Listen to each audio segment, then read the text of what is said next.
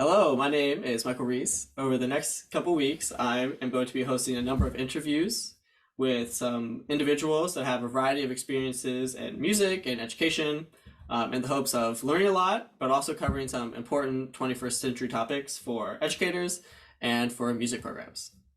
So, in any big organization, culture is a buzzword, but it gets tossed around music programs and other large entities all the time, all over the country, and the meaning of it isn't quite clear. So here today is Ryan Ellis to talk with us a little bit about what culture means to him, why we talk about it so much, and what we can do to establish a positive and productive culture in any place where we are working or learning.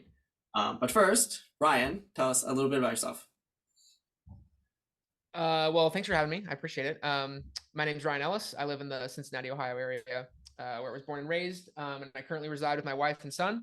I'm a full-time music educator and pageantry designer. I have a large wealth of background in percussion, primarily on the marching side of things in both DCI and WGI, where I've competed with a number of organizations on both ends. I currently serve as the percussion director, the caption head, and the battery ranger at the Madison Drum Bugle Corps. And I have a plethora of design clients where I do battery ranging, choreography, program coordination, and drill design. I also have, although it's not the size that it once was, just because other aspects of my life have taken off, I do have my own private studio that I still teach a good number of private lessons when I can fit them in. Great. Some questions I've been asking everybody. When did you start playing music?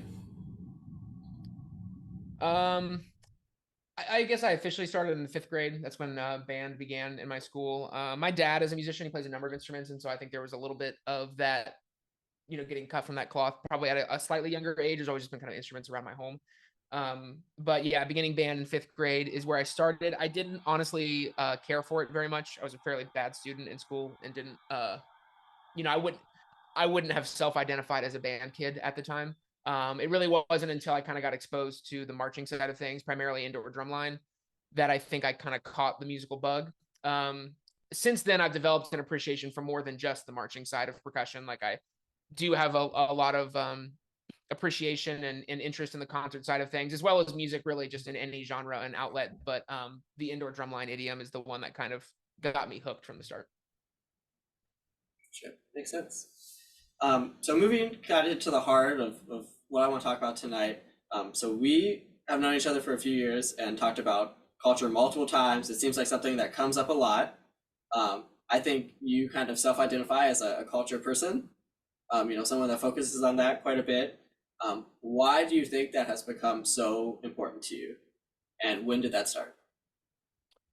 Yeah, I mean, it's always been there for sure. I was thinking about it a little bit because when you said we were going to do this, I never really thought of it this way. Like I definitely am aware that it's a common a point of emphasis for me. It's a big part of my vocabulary. It's a big part of what I try to integrate into the staffing side of things as well as the membership. I honestly think the origin of it was my high school experience. For anyone who doesn't know, I went to Lebanon High School. And I had this really kind of bizarre high school experience where, from a competitive standpoint, we went from the absolute bottom end of where you can still be eligible to compete in WGI to winning a championship 2 years later, and then progressing classes, winning another championship, and then I graduated and taught, and then we went to the top class. And so I saw this, like, probably the most substantial amount of growth I've ever seen in any program in my entire life happened in a program that I was a part of from age like 14 to 17. And so there's a lot of principles that happen with that I carry with me. One of them that was really bizarre at that program in general was that I think from just about every angle, you could say, quote unquote, didn't belong in the competitive bracket that we were in, primarily from a funding standpoint, definitely a school size standpoint, with the amount of students that were involved in the program and even in the district that were even able to do it. And then as well as just the speed in which the program progressed. And so one of the things that started to happen there that I took away from that, and, I've being older now and reflecting on it more, I view it a little bit differently than I did, but there was a culture that was so like unbelievably tangible that it pushed everyone in the exact same direction. And I think, to define our terms a little bit, I think the way that I define culture, I would imagine it's probably not like the Merriam-Webster definition if you pulled it up, but the best definition I could probably give is it's like the unspoken set of rules and principles that guide a body of people's actions. The unspoken part of it is a important caveat. I would imagine that's not in the dictionary. For me, that's been in my experience, because as an educator, you only have so much time, so much bandwidth, I guess you could say, to teach, to give students information, to try to push them along and things like that. And so when you start to build the culture, which again, the unspoken things that students just think they have to be doing, or things they know they shouldn't be doing, or whatever it is, as that starts to build more and more, you little by little take more off of your plate as an educator. Students are assumed to do more things. They start checking more boxes on their own. The program becomes more self-sustainable, and then you as the educator get to move on to the next thing that you want the program to grow in, and then you integrate that into the culture, move on to the next thing.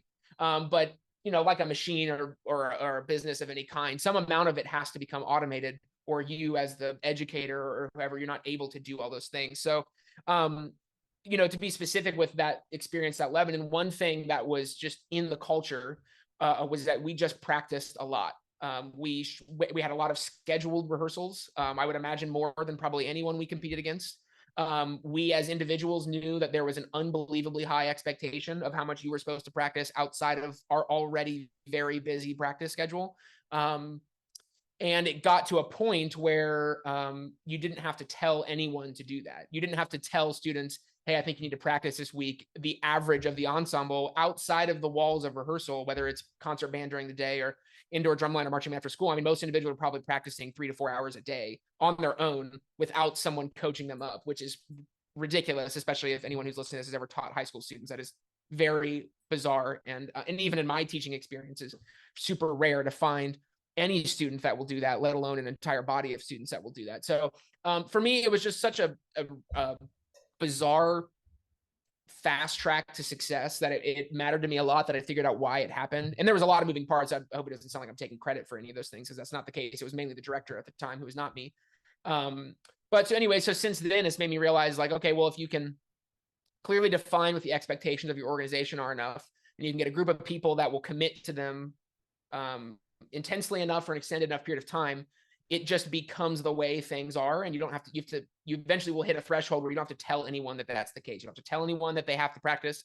You don't have to tell anyone what a correct or incorrect way to interact with their peers is. You don't have to tell anyone any of those things. And specifically at Lebanon, that culture got so intense. It wasn't even just the staff who was doing a bizarre amount of work for very little pay, almost none. Or the students who were, still having academic success and doing all those things, but also putting to work. But it also got into the parents, individuals who have multiple kids holding full-time jobs in other industries, sacrificing dozens of hours a week, not even being asked. It's not like someone asked them to do that, to just build props or to clean up after the students or to provide meals or whatever it is. And in general, most of the time, those things, you need someone who was constantly communicating about what needed to happen. And it just got to the point where everything just ran on its own, because the culture said that that's what needed to happen, and everyone bought in. So a lot of it for me does come from that place. I did have a lot of success early in my life as a musician, and this was one of my primary takeaways from why, and not even just me, a whole body of students I was with also had that level of success. And so this is just one of my primary takeaways by how that is possible. And so I've tried to carry it into every other thing that I possibly can.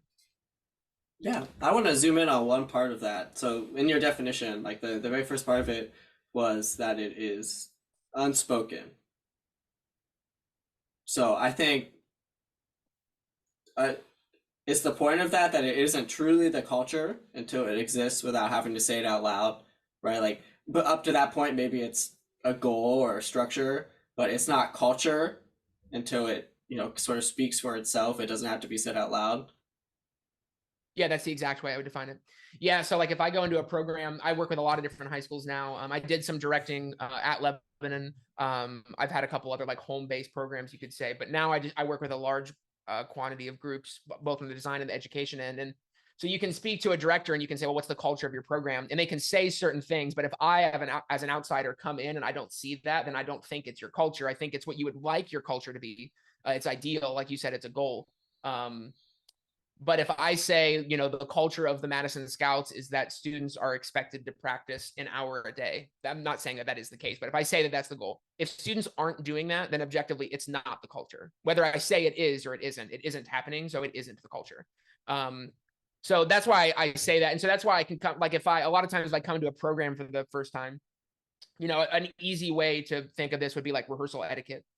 What does that look like before and after a rep? And this isn't a matter of like right or wrong. It's just like, it is what it is. Whatever I see that is, or whatever the students experience, it's not just my opinion or something, but like whatever is actually happening is the culture. And I think that's important to know, because a lot of times, even for me, like I do say a lot what I want it to be. Which is of course the starting point. Like you have to do that. There's no getting away from that. But until it is just what is happening without the guidance of or supervision of anyone, it is not, in my opinion. Again, this is not like I know this is not like the dictionary definition of this, but in my opinion, it hasn't become culture yet. Because for me, that's what matters. Once it becomes self-sustainable and automated, that's when you get to check the box. And now I can go to the next thing. Once my students know that they have to bring music to rehearsal, I no longer have to tell them to bring music to rehearsal. And now I can tell them about what's inside of that music. But if none of your students even have music, if your students show up and they don't have implements or they don't have an instrument, or if they don't even have a ride, they don't even come. Like there's a culture at a lot of programs that like students just don't come because, parents won't drop them off, or they didn't know, or there's poor communication, or, whatever huge laundry list of reasons. But if that's what's happening, then that's the culture. So yeah, that is the way I would define it until it becomes, I guess I would say like, until I can observe it in maybe a way of saying would be observing it in like the majority of the students who are present, until I can see it en masse. I wouldn't say that it is the culture. I would say it's the direction we're trying to go towards, but we're probably not there yet. Right. Yeah, I think that's an important separation, because I think a lot of us can fall into saying what we want the culture to be and then assuming that's what the culture is, especially if it's something that we experience every day. But until it's like the water you swim in, it's not really the culture. It's like goal setting almost. It's you might be talking about it, you might be moving closer to it, but it's not the culture until it is self-sustaining or obvious. Excuse me. So why do you think that this conversation, good culture, comes up in, I think, every band program I've been around, every drum corps, indoor drum line? At some point, there's a conversation about the culture, whether it's good or bad, or is what it needs to be or not what it needs to be. I don't think I've ever been around a group of people that hasn't eventually talked about it. Yeah, I mean, I think honestly just think it's like part of the human existence. When you're in a group of people, this is just, whether you're privy to it or not, there is an unspoken list of, you could call them like the rules to engagement. Like, and some people aren't aware of it. And then when they become aware of it, especially when I say, I'm really talking about like educators, like I think for anyone, when you start as an educator, when you're first teaching when you're young, you're probably not super aware of these things.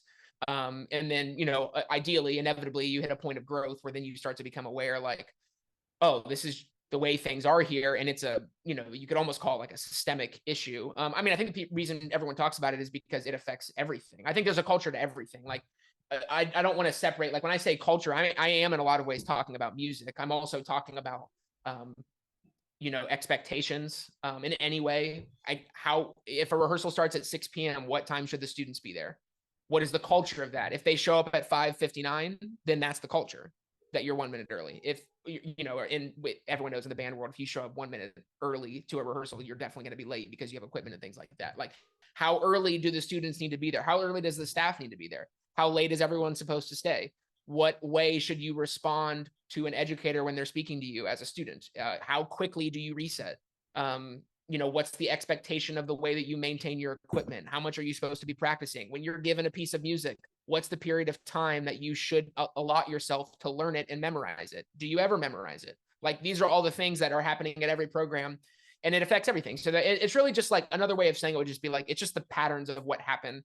The systemic patterns of what happened inside of a program would be maybe another way of like a parallel thinking of the word culture. But Yeah, I mean, I think the reason it comes up is because it affects every single facet of anything anyone does. There's a culture to everything. There's a culture of what time the buses arrive. There's a culture to how the educators speak to the band parents and how the band parents speak to the educators. There's a culture to fundraising. There's a culture to everything. So, and I think as especially if you're in some sort of director position where, you know, you have educational responsibilities, but also, you know, administrative ones and things like that. You have to have success in all those areas or everything crumbles. Like, even if you're really good at teaching music, if you don't have parent support, at least in my experience on the high school end of things, you are probably set up for failure. If you don't have administrative support, you're probably set up for failure. If you have to have all these things that you know, kind of all these dominoes fall to line up to make the program successful. And so once that culture is developed, and you can observe this in, you know, if anyone's ever been around the most successful programs in whatever it is, in the marching arts or in concert programs or whatever it is, like, you know, if you go to the New York Philharmonic, like, I bet if you went there, there would be a culture of preparation. I bet there's a standard that someone decides to show up prepared. I bet, you know, if it's the night before a performance and one of those, the members of that ensemble does, you know, there's a level that they're going to hold themselves accountable to when it comes to preparation, you know, the highest in the world, ideally. But so, yeah, I mean, I just think it affects everything. And I think, you know, some people are hyper aware of it. Some people are becoming aware of it. But I think as an educator or director, once you kind of tap into that reality, it tends to make your program progress a lot faster. Right. Well, and I think there's like a reality to when you're operating at scale, you know, it's impossible to micromanage every person. It is impossible to micromanage every aspect.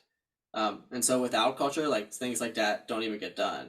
I mean, even at like a small scale, like you look at a family unit, you know, if there's not a culture of like expectations for what people in that family do, then, you know, you can't watch your kid all the time.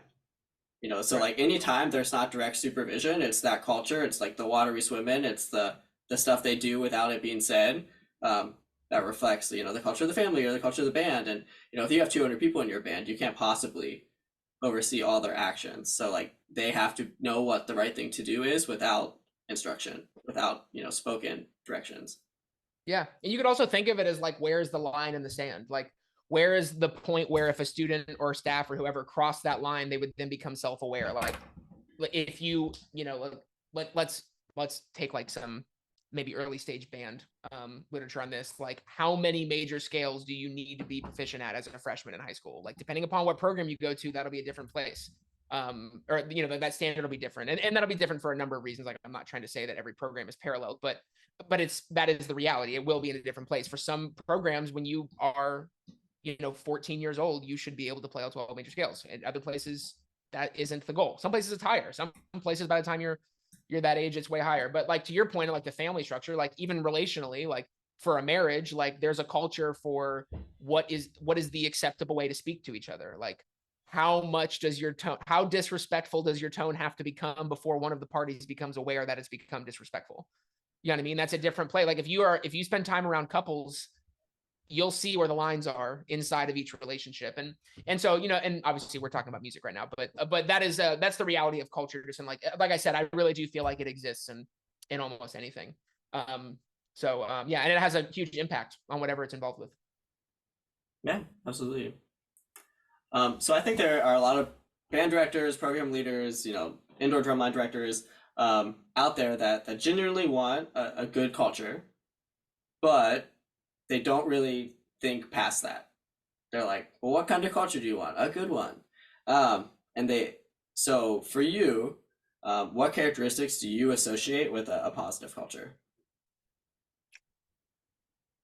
I mean, I think, well, they're endless, honestly. It just depends on what direction you want to go with them. I mean, I think the seedlings of all of it have to come from a place of love and support, because I think inevitably, especially like if someone listening to this, or really this applies to everyone, like if you ever find yourself at a place as an educator where you have decided that you don't like some part of the culture of the organization that you're a part of, and then ideally you are now going to attempt to change it for the better. You can't really regulate culture without consequences, I don't think, but you can't correctly administer consequences without love and support. So like if I go, I mean, everyone has taught a student where they do something wrong, you tell them something that if they listened to it would like objectively make everything better, and they don't apply anything you said. So for me, that comes down to relationships. So I believe the phrase is they don't care about how much you know until they know how much you care. Um, so if a student doesn't have respect for you, if you haven't gained that relationship, if you haven't fostered it, it is an active thing you have to do. Why should they care about what you'd like to course correct on? So I really do. I don't know if this is exactly what your question was, but I do feel like the starting point for this, it has to be relational. Your students have to they have to have a professional and appropriate relationship with you. But the baseline of it is they just have to know that you care about their growth as a musician as well as their growth as a human being. They need to know that you care. And then from there, you can administer consequences, which you will inevitably have to do, I think. And they don't have to be like, I hope it doesn't sound like come off as harsh. Like they should be, the punishment should fit the crime. Like, so let's say you want your culture to be every student of the band shows up 10 minutes early. Okay, well, what happens if someone shows up 9 minutes early? Because something has to happen. And depending upon the person and maybe their track record or things like that, you have to decide as the educator how far you want to take it.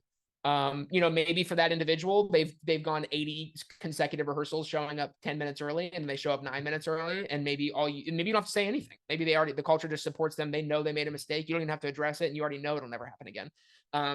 Maybe they show up 5 rehearsals in a row 5 minutes late, and then I think as a leader in that capacity, there has to be some sort of consequences coupled with a good relationship that ideally, they hear these consequences come out of your mouth and they are in agreement with what you're saying.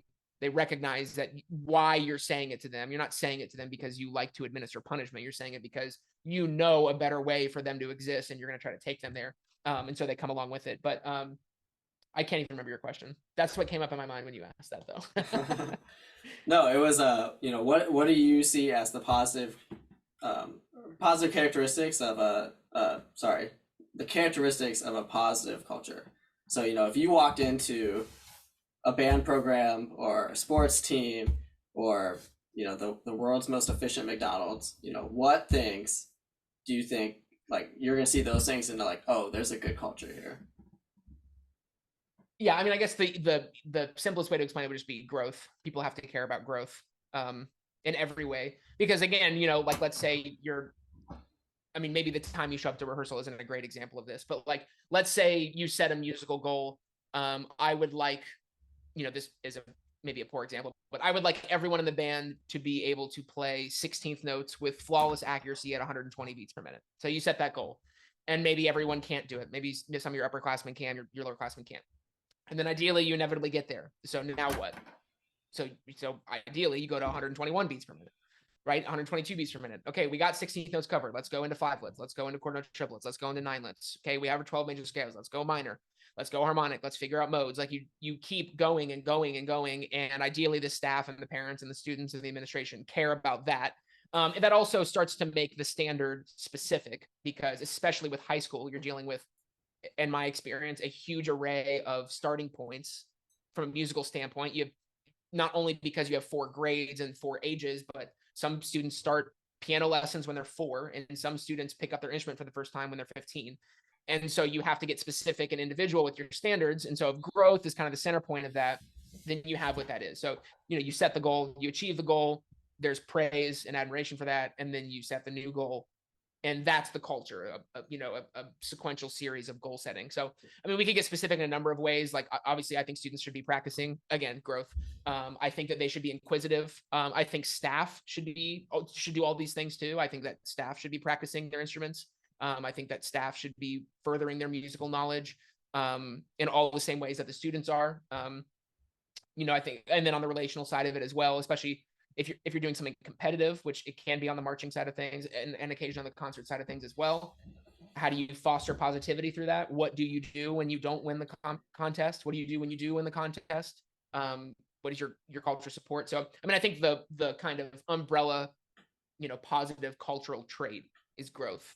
If everyone in the organization is constantly running their actions and thoughts through the filter of, if I do or say this thing, is the program better because of it? And if they all do that, the outcome will probably be pretty good. Right. No, I think that makes a lot of sense. So I think this is sort of a related question, and I think it's pretty closely connected to what you were just saying. But how do you know when you've arrived? How do you know, like, check the box, we have a good culture now? Um, well, I don't know if you ever fully arrive, to be honest, because again, on the growth mindset side, the hard part about having a growth mindset is that it can lead people to be, and I'm speaking personally right now from experience, but it can lead you to like a pretty significant state of lack of gratitude because you don't even care about the fact that you just met a goal because you're already on to the next one that hasn't been achieved yet. Um, can you restate your question one more time? How do you know when you've made it? How do you know when you have a good Okay, when you culture? made it, yeah. I mean, to go full circle to the definition, once it's happening and you didn't say for it to happen, the first time that the full band shows up on time and the day before you didn't tell them to, or you hand out music on a Friday night or something, let's say it's marching band, you send out music to students and you show up on Monday and without any scheduled rehearsals, all of your students just have it memorized. Once you start to see things come to fruition and you can't point to like a leader or an adult or whatever the circumstance is that like had their hands on physically making that happen. Like it wasn't them pulling the clarinets aside into the practice room for an hour and a half and teaching them every note. Like once you start to see success in whatever measure accumulate, or the first time you show up to rehearsal and every single person has their dot book on the field and and you didn't say anything. That's where you start to, because now it's like, okay, this is self-sufficient. Someone else is doing this. The student leadership has stepped up. Or, the biggest thing that started happening in my high school experience when I was in high school is, the main benefit of culture when it goes well is when your new individuals come in, in this case, it'd probably be your freshmen if we're talking about high school. When they come in, or your rookies in whatever capacity, they're immediately just kind of look around and absorb whatever's happening. And that will create, they're actually, I think the freshman class or the newcomers are the easiest way to gauge where your culture's at, because they don't have any expectation. They're not coming, if you've ever seen a freshman at band camp for the first time, like they are like very wide-eyed and like they're sponges and just taking in everything that's happening. So then I would just watch them like, well, did they bring a pencil to rehearsal? Because if not, then the example probably wasn't set by everyone else that's here, that's an expectation we have. So yeah, I think, to the extent that there even is an arrival point, it's just, I think it would just probably be when you start seeing any level of success that feels like it's automated, where you didn't do it yourself. It's just happening now. Which is, it's a cool place to get to for sure. Yeah, I think you're onto something. I think it is like those little indicators. It's like when the freshman like is picking up trash after the football game and no one asked them to do it. They recognize that that is the right thing to do. And that's something that just like in my job, talking to like as a band director, talking to our student leaders every year, it's you would be amazed how much a culture can shift in 1 year, because those freshmen, a quarter of the band is going to wholeheartedly believe that the culture is whatever you say it is. Right. And so like, yeah, and if you have the upperclassmen setting that example, like if imagine you're a freshman and you come in and 100% of everyone you can see goes and picks up a piece of trash, you're gonna go pick up a piece of trash. I used to explain it to the high school section leaders as using peer pressure positively. Like obviously most of the peer, the way that peer pressure is explained is in a negative way, which it can be very negative if it's misused.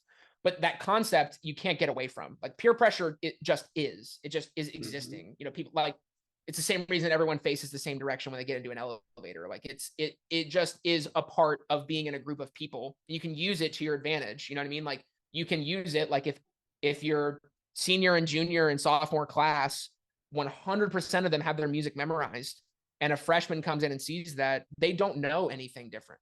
Like they don't know that there's even another option of how that's done. So they're like, ignorance to some extent is like a huge blessing, because they're not even going to question what's happening. That's just how they do it. When you come into this band program, that's just how you do it. You know what I mean? So yeah, it's a cool place to get to. And it really just takes, once, and that, again, that's the unspoken part of it, is that like a lot of what I think a freshman is going to start doing isn't relative to what someone told them to do. It's relative to them acting on the back end of what they observed someone doing, if that makes sense. So. Right. Yeah, and I think a lot of the times, unfortunately, we know if the culture is good when we go through things that are unexpected or difficult or really hard. I remember seeing an interview with Greg Brim, the longtime band director at Marian Catholic, and he's been there for 40 plus years, and he's like, they've been a finalist at BOA Grand Nationals forever, and he says, but there's going to come a day where we're not that anymore. And that's going to be when we know whether or not the culture worked. like that time when we're 13th place, like that's when we're gonna know if the culture really is what we said it is. If we're really in this for growth, if we're really in this for the music, you know, when we don't get that like trophy, like that's gonna be when we know that the culture's good. And I think there's some wisdom in that a lot of the times like the moments where the culture gets tested, the moments where things don't go the way you want it to, that's when you find out whether or not the culture you've been building this whole time is really as durable or as authentic as you hope it is. Yeah, I agree completely. I mean, I think to get specific of how I saw that manifest in some of my past is you go to a show and you have a bad performance, for whatever reason, there's errors of some kind. Maybe there's like actual competitive failure, or maybe there isn't. And, just the standard that the individuals are holding themselves to wasn't met. And then what happens? And again, you just watch. You don't have to, if you want to know what the culture is, don't say anything. Just watch what happens. Like, and it started to get to the place when I was coming up where like, if you were a section leader, you knew you had to take ownership over the mistakes of your section. And so if it wasn't good enough, everyone would just schedule sectionals for the section. Like it was, I guess I'll use the word programmed, but that sounds kind of manipulative, but like we were programmed to know like, okay, my section's performance wasn't that good. And we, ideally we're trained well enough to know why. Here's the error that happened, or here's the whatever, or here's the person that showed up and doesn't know their music. And so now what happens? That person doesn't know the music. Well, what does the culture support? At that time, it was the unspoken rule that you as the section leader needed to practice with that person. If they didn't know it, you needed to help them. You needed to find time that worked with your schedule and their schedule, and you had to sit down. And so it gets to the point, and I do this, I have just a very high standard of student leadership in general, because I've seen how effective it can be when it's done well. But it gets to the point, there's some point where, say you have your freshman or your newcomer, whoever, your rookie, your novice, that's not succeeding to the level you want them to. I almost don't even look to them first. I'll look at the section leader. Like, or if I do this at Madison constantly, like if there's a student that shows up late to block, I will go to the section leader and say, why did that person show up late to block? Because for me, it's their responsibility. You chose to be a leader here. And people need help and things like that. You never want it to get to the point where you're leaving people on an island, but yeah, once you get people working together in that capacity, and you're willing, and to your point, when failure happens of whatever kind, and you see people, stick to the plan, it is in a lot of ways evidence that your culture is headed in the right direction. Yeah, absolutely. All right, the next thing, and I'll read you all three of them before I ask you to do them, but I want to go through a few scenarios. So like these are situations you're walking into. Situation A is you walk into an existing positive culture. And essentially the question would be, how do you maintain it? Situation B would be you walk into a new or neutral culture. Maybe it's in a new school, a new ensemble, something that doesn't have an existing culture. Or C, you walk into a program with a negative culture, or an outright bad culture. What are your actions in each of those scenarios? So going back to A, you walk into a program with an existing positive culture. And your question is, how do I act inside of that culture, you're saying? Yeah, how do you maintain that? What do you do to make sure that positive atmosphere continues? Yeah, well, I mean, to some extent, if it exists, I mean, especially at a band program, when you're talking about potentially hundreds of students and dozens of staff members, as well as hundreds of parents, if you have a program that already has a positive culture, there's probably nothing that I need to do if I'm coming in to maintain it. I mean, because achieving that at all ever is wildly difficult. So if you have someone who has done it, if you have a program where that's the case, in a lot of ways, like it lets me, this is the end goal of the culture being positive. It, for me as let's say I'm an educator in this standpoint, it narrows my focus to be very specific. The worse the culture is, the broader my scope has to be. Or I guess another way of thinking of it, you think of it like Maslow's hierarchy of needs. Like the more I get brought down, like if someone doesn't have sticks at a rehearsal, I can't talk about, their flam quality. I have to address this thing first. So if I'm at a program and the culture is really good, I just give information, and the students typically at that point are already trained to take it. I try to, no one's perfect, but ideally I try to make sure there's always, for me, well, I guess if I'm ever going to any program, even programs that I'm at consistently, even at Madison, there's always some period of time of observance, even if it's a program that I am in charge of and I know everyone on a, first name basis and like things like that. Like if I am home for 14 days and I come back with Madison, I will want to just observe because I need to know where everyone's at because I want to match where that is.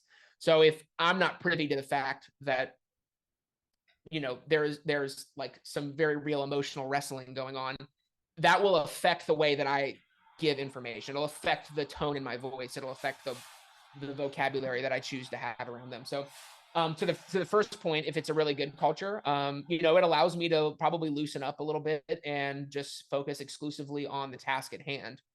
I can be pretty binary with it. Like that's the error. This is the fix. And I just say it and then we go to the next rep, we do it again. And ideally it's better. Yeah. I'm gonna push you a little bit on that one. I'm interested to see your response, but like for me, when I think of this prompt, like there's this scenario that happens all the time, where a band director leaves, retires, moves on, whatever. A new person comes in, and a previously very successful program will immediately dip. And now I think there's a scenario where you could say, oh, well, then it wasn't really the culture. It was that person. Like, I think you could probably make that case, but what should that other person have done to maintain that culture? It's like clearly something got left out. If this previously highly sustaining thing was incredible, a new person, a new whatever comes in, and all of a sudden it immediately is not that anymore. Yeah, well, I think there's a number of reasons that could happen. So I want to be careful that I don't like create a monolith of an answer. There's the reality that the person, okay, so here's the problem. I shouldn't say it's a problem because it's a beautiful problem to have, but like when you get students to this level, they're going to know better. So you have to be aware of that. When you really spend the time with students, when you're dealing with 16-year-olds, even children, like definitively that are high level musicians that have a high standard for themselves and their growth, that know the reality of what's possible from a music excellence standpoint, they will be able to sniff out anything that's less than that. And so I'm not saying that everyone who's ever gone into a program that was in a good place and it, by whatever definition was worse. It's like, I'm not trying to say like, it's your fault. It could be, it definitely possible that that's the case. But so there's that possibility. Like I feel this, this affects a lot of, if I'm running a team of educators who I will allow to be in front of the students, because if they aren't at a certain place as an educator and myself and the team that's already present has trained them to have a certain expectation, they're going to know better. I can't just tell them, hey, you should have a lot of respect for that person. Because if when that person gets up in front of them and gives them a correction, or let's say demonstrate something on their, I always thought this was like an inherent fear I always had when I first started teaching, would be like, tell a student something they should change about their technique and then go up to their instrument to demonstrate it and sound really bad. Because as a student, if you know what the expectation is and someone demonstrates for you and doesn't sound very good, it will be difficult to decide, well, why should I even, especially if you're dealing with teenagers, like their kind of MO is like, why should I listen to you? That's kind of the paradigm of being a teenager. So there's that possibility. I think, if I imagine doing that, like being on the back end of that, coming into a program that's at a wildly, which I've been in some situations like this. I think the first thing is you have to publicly recognize that you aren't the previous person. That has to be stated at some point in time. I don't really believe in the possibility of anyone filling anyone's void, by the definition that like their void is in the shape of them and you won't ever be that. I think as an educator, we all should be aware of each other and listen to the way people teach, and we grow. And like, I definitely, a lot of the things that I say and do are literally direct copies from people that taught me. But I'm not those people. So I think there's that part of it too. It's complicated, man. I don't necessarily, I've seen, and not even just in the band community, but in sports too, you'll see, every permutation of a really successful roster with a, quote unquote bad coach, and then the coach shifts and it gets better, or you have a terrible team with a terrible roster, but then you get a new coach and then that roster is now just the best in that league when it's, the same roster it was prior to that. So, it's challenging. But I think if there's like a piece of information that is worth hanging on to just from that thought, when you get students to the high end of culture, they will know better. So once you establish the rules of engagement, if you cross that line, they will know. If you say, and you get your program to the culture where everyone needs to show up 20 minutes early and you show up 10 minutes early, you may have a 16-year-old that says something to you about it. And you need to know that they're right when they say it. That's the hard part, because you set that standard. And so you and your team has to be held to that same place. So that's the hard part. But yeah, I mean, we probably have to get specific about what the program looks like, because there's just so much nuance in a situation like that. Who the old person was, what their habits and cultures were, what the new person is. Are those levels of experience similar? Are they capable of even maintaining that level of success? There's all kinds of different variables there.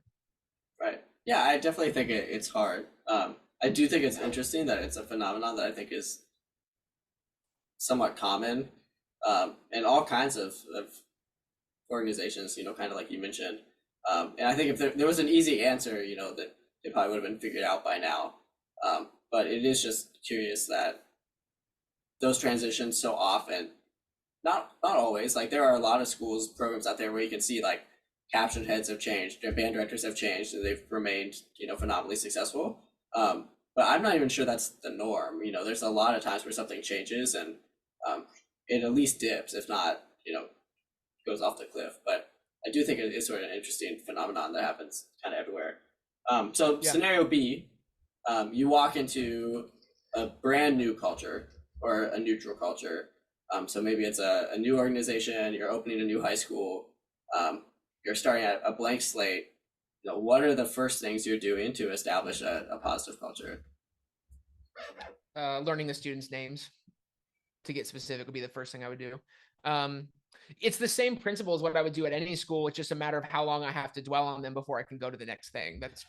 Like if I go to a school at all, that being said, like I've been contracted to teach like 1 3-hour rehearsal. And so for me, it's like, I can't learn everyone's name that I'm going to teach if I'm going to actually give information out, or like, you know what I mean? Like if you're clinicking or something like that, and you're talking to 300 students and you only have 2 hours, like that would be the only thing you did was learn everyone's name. So, but on a principle, I think that's, if you want to get like some amount of specificity, I think that's a good place to start. Learn the students' names. Because again, now whether I can't imagine many 14-year-olds who think these things consciously, but like once you know their names, there is some amount of unspoken respect you've now given them. And even though it may not be much at first, some amount of it will be reciprocated. So especially as, there's a lot of, not to get like super sad or anything, there's a lot of students and children in the world who have not had an adult genuinely care for them or go out of their way to learn their names. So you may put yourself in the minority of their adult interactions by immediately just doing that. And I hope none of what I'm saying right now comes off as like manipulative, like do all these things so then you can just top secretly make them a really good, marimba player. Like that's not why you would do that, but it is a necessity you have to go through. So I would do that. Again, and then how long I stay in this realm of like relational building just depends on where those individuals are at. You may have some students who are willing to take direction from you immediately. You may have someone where it's like, hey, you meet them for the first time and then you say, all right, let's work on these grids. And then they're excited about doing that. There may be other students where you need 2 weeks of substantial relational building for them to care about anything that you have to say. But in my experience, those students, once you get them there, are actually the ones that are going to go the furthest. I don't know why that's the case, but if you get the ones that are the most disobedient on your team, they tend to thrive pretty well once they've decided that they want to be about whatever culture you're describing. So yeah, I mean, that would be the general. I mean, again, it would depend on the specifics of what those people are. I want to be careful that I don't like overgeneralize anything, because we're talking about human beings and people are different, and depending upon what part of the country you're in, or the caliber musically of the program, or why you're being brought in. Are you being brought in because the school is wildly successful and they just want to bring in more people? Or are you being brought in because it's in complete shambles and they need someone to hopefully stop it from burning to the ground? Like, it's a different kind of thing.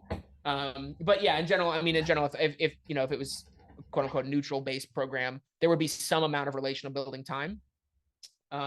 some amount of observance of where is the culture. I have to know where they're at so I can know where I'm starting at. Like if I don't even, and particularly with musical abilities, I need to know how proficient they are, what things do they struggle with, what things are they capable of achieving, and then I can kind of mentally create my syllabus for, you know, whatever period of time I'm working with them. What do I think we can get done? Where do I need to start with you? Where do I need to start with you? What concepts do you not fully understand? And then from there you can start teaching.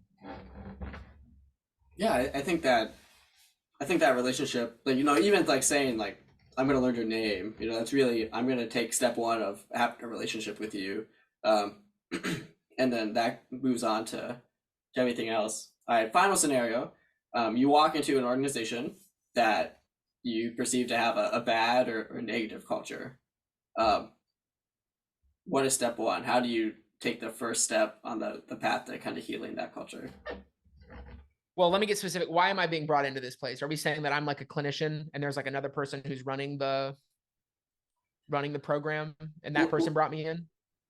Let's say that you have some autonomy here. So like you're coming in as the new band director, the new percussion director, whatever it is, Okay. like whatever organization this is that previously had a bad culture, like you have control over. Like you get to make decisions. And you're there for with some permanence. Okay.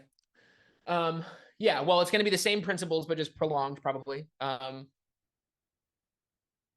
You know, I think there's some amount of relational building that'll have to be done. Learning students' names. I love um, integrating humor into everything that I do. You know, there's a time and a place. Like sometimes it's not the right time to make a joke, but in general, if you can make someone laugh, you're on your way to at least starting a decent relationship. They, at a bare minimum, they think they can get a laugh if they come hang out around you. You know, which is a good way to get kids to start eating lunch in the band hall and things like that. That, you know what I mean, and just being around practice rooms more. Um, I personally, and I know this isn't the case for everyone, and I don't think this is like a necessity, but I think it is beneficial to be really proficient at your instrument because I think if you can demonstrate a high level of performance, you will intrigue students that think they could potentially get there too. So that's, and that may be me just like projecting to some extent. And I know, like, you know, I'm 27 now, so I'm getting older, but I still very much play a lot. I'm sure there will be a time in my life where that won't be the case and I'll still be teaching and I'll probably will sound worse than a lot of the students that I'm teaching. So, you know, take it with a grain of salt. But in general, for me, like, you know, and to like name drop, like Scott Johnson, this is one of the things that I think is there's lots of things that are ridiculous about him as a human being. One of the things that tops the list for me is that he still can outplay almost everyone that goes to the Blue Devils. So for me, it's like you see someone play like that. If they can play better than you almost subconsciously have to assume they know something you don't know. And if you had access to that information, you would improve. So that's one thing I would say, especially if you're at a program that's in a really bad place. A lot of those students may not have seen someone actually play music at a really high level. And so if you can give them that taste for the first time, it does a couple things. It'll get you some respect because they'll know that you had to, you know, go through something to be able to develop those skills. It also is just opens up their paradigm to knowing what's even possible. Some of the reasons students don't care about music is they don't even know what's possible with music. And so once they get exposed to, you know, it could be different genres or whatever it is, or different levels of performance ability, it opens up some of those possibilities.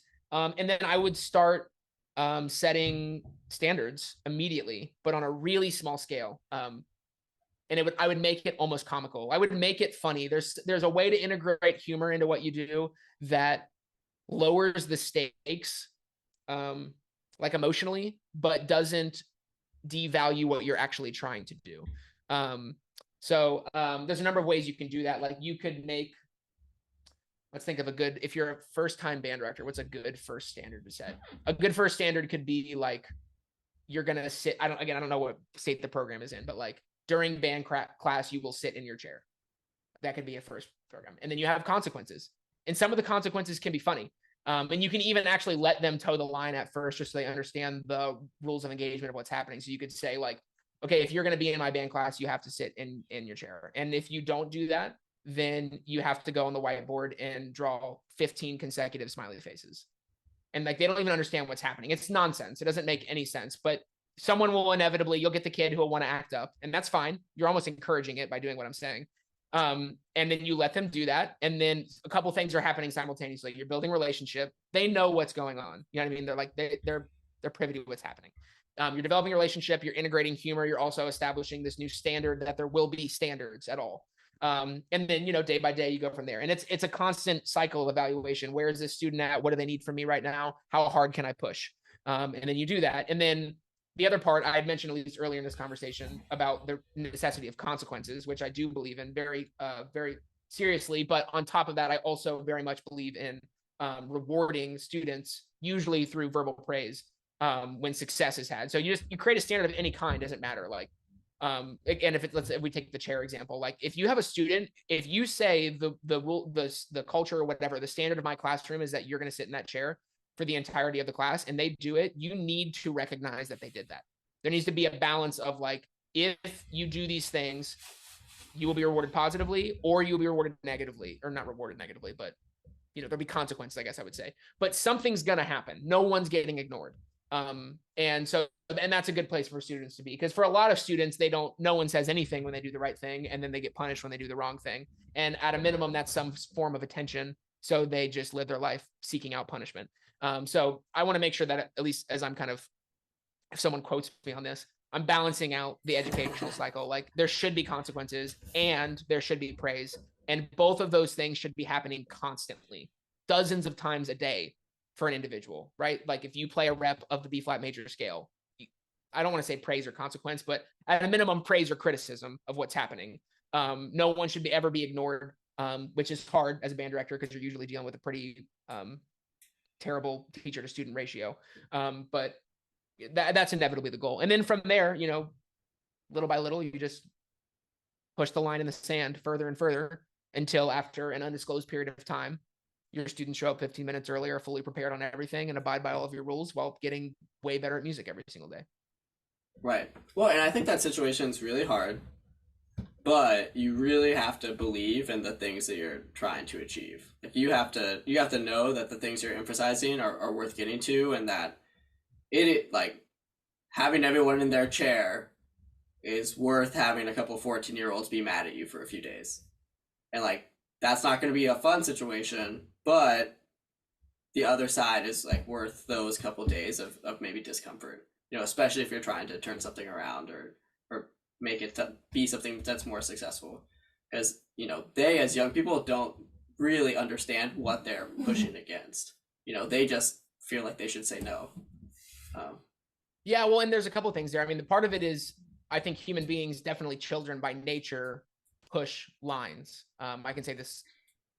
Well, my son is 7 months old. He doesn't really do this yet, but I've been around a lot of children in my life, and I know he's going to do it. Like, when you, as a person, a parent, an educator, a leader, whatever it is, you establish a line in the sand, which is another way of just saying what the culture is. Students are going to get right up to that line, and some of them will cross it. And they're going to cross it to see what happens when they cross it. And if they cross it and nothing happens, again, unspoken culture, the line moves and the culture gets changed by a student. So that's one thing to keep in mind on what matters. But the other part of it, and I would say this a lot, is, as an educator, you have to check your heart for why you're doing what you're doing, because I agree with you that, like, a 14-year-old being mad at you, it's to some extent inevitable for everyone who ever teaches high school band. That's just going to happen. But that's not a reason to just be okay with that being the exclusive reality of your relationship with that person. Like, are your students going to be mad at you from time to time? For sure. You're pushing them, ideally pretty hard. But if that's their only experience with you, you're probably doing something wrong, because there needs to be some sort of balance there. So, like, maybe inevitably there becomes real. I was kind of gave like a joke consequence earlier, but like, inevitably there will be real consequences, or someone can do a certain action or something that's like, is very seriously necessitates consequence. Maybe they get sacked from a performance, whatever, kicked out of the classroom, whatever. I would still follow up with that person. I wouldn't redact my punishment. Like, for me, if I set the culture, if you do this in this classroom, and I do, I think that there's always going to be a minuscule amount of grayness to everything, but in general, I think that standards should be as black and white as you could possibly make them. Like, I would say, in this band hall, we will have our music, if it's marching band, we will have our music memorized. Maybe you have a show coming up. I know some schools do like music checks and things like that, but like, if we have a show on Saturday, this movement needs to be memorized by Monday. If it isn't, there has to be a consequence. Every student needs to be held to it, without fail. You cannot budge on that, or you ruin the system of what's happening. You have made everything way more confusing. It needs to be obvious to the students. So if that's the problem with budging on culture at any point in time, is that you make it confusing. They don't know really what's going to happen if they do or don't do it. They should know, if I do this, I will get a substantial amount of love and praise from, my leader or my educator, whoever. If I don't do it, I'll get a substantial amount of love still, but I'm getting consequences. So you're getting kicked out of the room. You're not performing this. I've had to do this with students before. I won't go into the specifics of what happened, but there was a situation where some students did some things. It was like social based, wasn't band per se. Some students did some things. We had a performance, and I sat out, and it was like a community performance. It wasn't like a competition for the parents and stuff. And I sat every single student from that performance that partook in what I would have said was like a social misstep of how they should be speaking to their peers. And it ruined the show. I sat 25% of an indoor drum line. The show didn't work. I sat soloists. I sat people who, like, the show tore. It was terrible. The run was awful. And I did it knowing that would happen. I think it was the right thing to do. And it had actually a really positive effect on them. And they were good children. Like, they weren't like bad people. They made a mistake. And I told them the reality of what was happening, but they were held accountable for their actions. And then I think that there was a good pivot from all the students afterwards. Like, they were great. They were great individuals the rest of the season. I think ideally, the bigger picture that I'm looking at is like, for the rest of your life, do you understand what this is? Because, you doing this at the age of 15 is one thing. You doing it once a week for the rest of your life is not going to turn out well for you. So, I think being consistent with standards is good. I think I do want to make sure to add that there should be love with everything you're doing.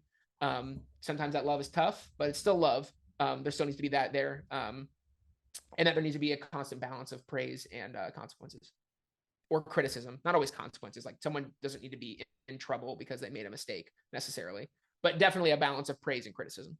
Right. Well, there just needs to be a reaction, right? Like, it needs to be recognized, whether it's in a positive light or a negative light. Any violation of the norms needs to be at least acknowledged.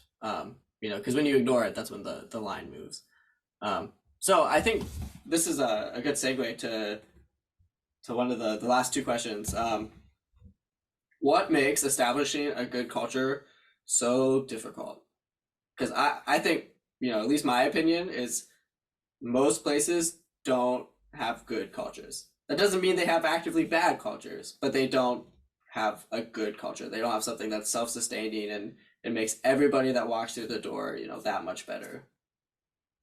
What makes it difficult? That's the question. Mm-hmm. It's exhausting. I would say that's what makes it difficult. It's a tremendous amount of work. If we take the band director angle of it, particularly for the student to teacher ratio, you're talking about maintaining high levels of relationship with potentially hundreds of students on a daily basis. That is almost beyond comprehension. It's very challenging to do that. It's a lot of time. To punish someone properly takes time, I think.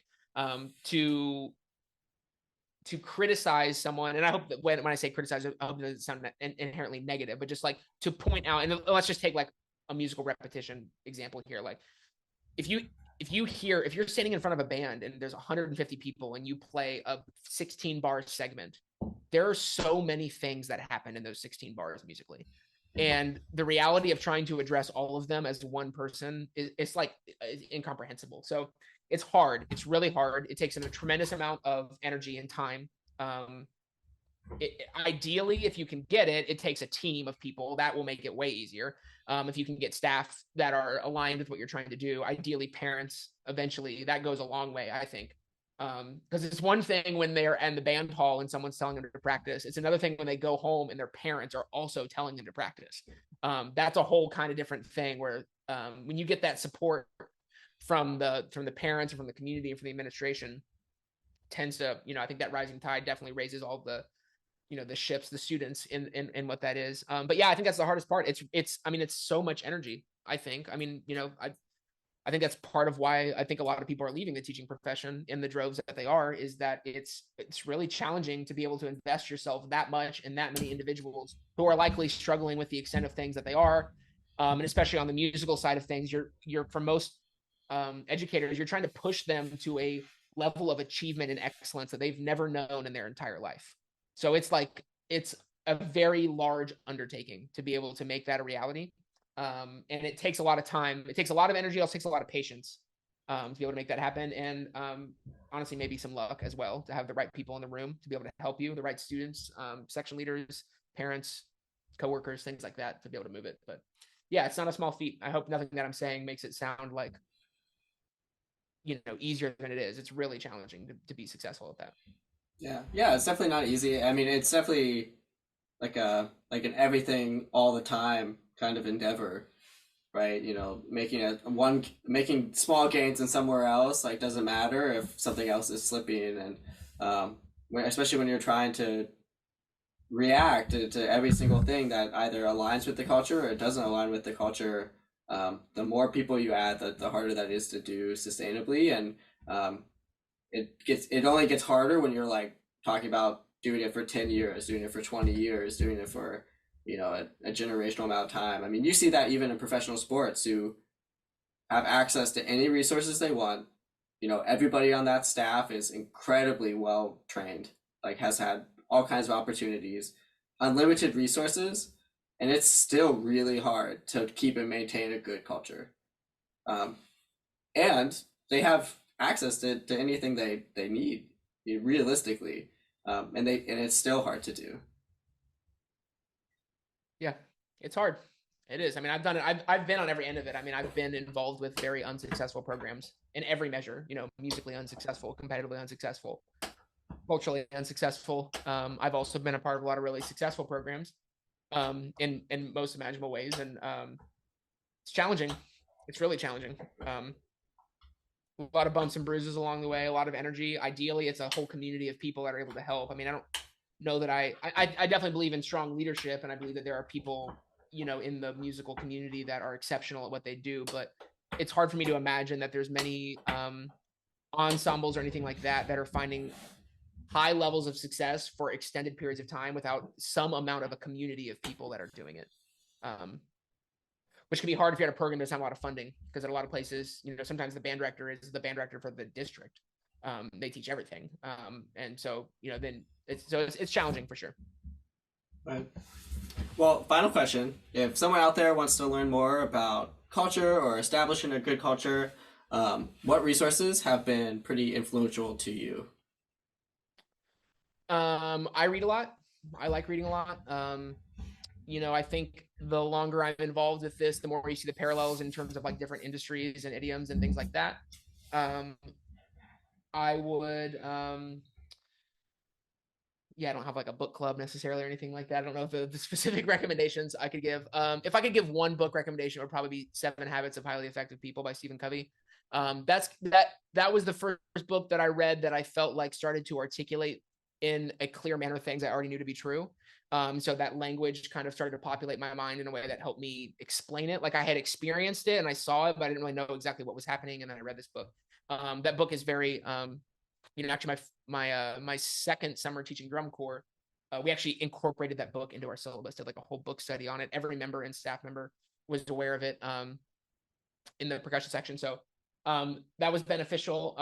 I mean, I think there's a lot of great leaders in the world, not only in the musical community, which of course, if there's any like podcasts or videos or anything like that, you can consume. Also my experience with a lot of music educators is a very open people. And I honestly imagine that some of these people who run these bigger programs, that if you reached out to whoever's listening to this for help, like you may be surprised how available some of them are to just like have a conversation and help out, or potentially clinic or design or whatever. Like, the band community is just that. It's a community. And I think a lot of people are willing to help each other.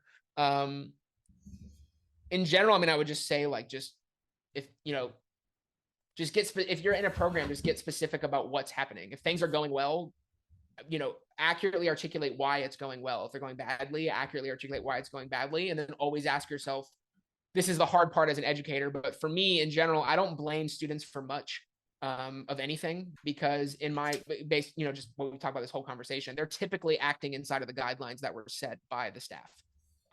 Or the culture of the district or whatever, but in general, they move with the herd. So wherever those lines in the sand have been set. So if you see a student acting up, I'm saying acting up, but like you see a student who's like not as musically proficient as you'd like them to be. They don't practice the quantity you'd like. They don't have the vocabulary that you wish they had, or whatever, or your ensemble isn't experiencing the level of excellence that you'd like. Without doing this in a way that becomes like self-deprecating, because it can be a lot of responsibility, I would ask, what have I done up to this point that has made what's happening right now okay? Because that is the reality, I think, at least to some extent. I don't know if it's the full reality, but that's some amount of it. So it's a high level of responsibility, but I think that that's probably the only way to get specific about moving it. But like we said, it takes time. So if anyone's struggling with those certain things, take heart. There's some amount of patience that has to be had in those moments. And there's a lot of help, just reach out to people. Gotcha. Well, thank you, Ryan, for taking the time to talk to me and share some of your experience with building cultures and moving cultures from one place to the next. Appreciate it, dude. Thanks for having me.